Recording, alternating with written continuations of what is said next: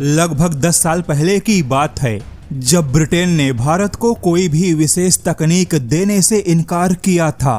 Britain का यह मानना था कि भारत को केवल बने बनाए हथियार बेचकर व्यापार करना चाहिए, न कि भारत को कोई विशेष तकनीक देनी चाहिए और न ही भारत में हथियारों के उत्पादन से जुड़ा कोई बड़ा निवेश होना चाहिए। ब्रिटेन के डिफेंस कंपनियों ने तो यहाँ तक कह दिया था कि भारत को ऐसी कोई भी मिसाइल नहीं दे सकते जिसकी रेंज 80 किलोमीटर से ज्यादा हो। उस समय ब्रिटेन के नीति निर्माता यह मानते थे कि भारत के फाइटर जेट के पास में लॉन्ग रेंज की मिसाइल नहीं होनी चाहिए। यहाँ तक कि बीते समय में ब्रिटेन ने अमेरिका के साथ मिलकर फ्रांस पर भी दबाव बनाया था कि फ्रांस भी भारत को कोई विशेष तकनीक या लॉन्ग रेंज की मिसाइल ना दे। लेकिन जैसा कि फ्रांस ने भारत के मामले में कभी भी अमेरिका और ब्रिटेन की नहीं सुनी, किंतु अब समय बदल चुका है। पूरी दुनिया भारत के मिसाइलों का लोहा मानने लगी। भारत की हाइपरसोनिक मिसाइलों की परियोजना तो अमेरिका से भी बेहतर है। जिस ब्रिटेन ने कहा था कि भारत को 80 किलोमीटर से ज्यादा के रेंज की मिसाइल नहीं मिलनी चाहिए, अब वही ब्रिटेन खुद भारत के साथ में लॉन्ग रेंज के मिसाइल बनाने के प्रस्ताव दे रहा है। जो ब्रिटेन कहता था कि भारत को केवल बने बनाए हथियार बेचकर व्यापार करना चाहिए, अब वही ब्रिटेन खुद भारत के लिए और भारत में फ्यूचर रेडी कॉम्बैट इंफ्रास्ट्रक्चर यानी FRCI की बातें कर रहा है।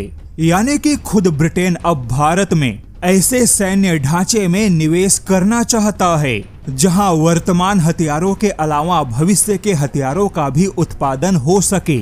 और इसी के तहत ब्रिटेन की इंजन निर्माता कंपनी रॉल्स रॉयस ने भारत में टैंक और बख्तरबंद वाहनों के ताकतवर इंजन के निर्माण के लिए रक्षा मंत्रालय से मंजूरी मांगी है।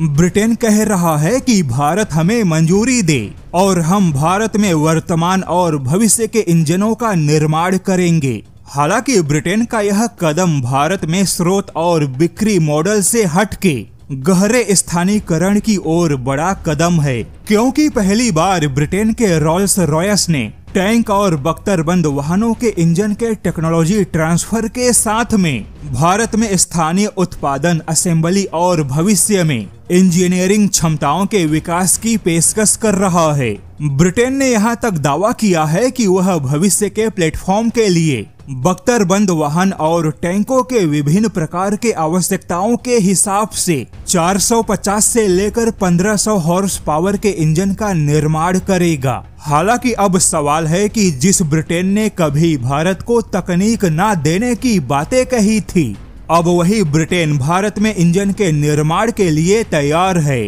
तो इसके पीछे खुद ब्रिटेन का बहुत बड़ा डर छुपा है।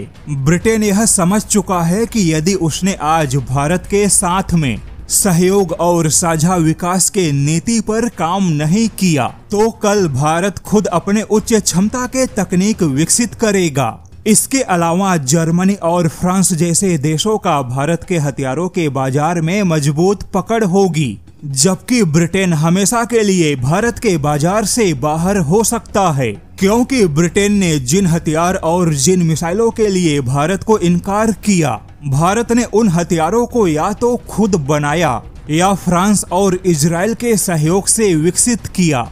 ब्रिटेन को समझ में आ गया कि भारत अब मांगने वाला नहीं बल्कि खुद हथियार बनाने वाला देश बनता जा रहा है।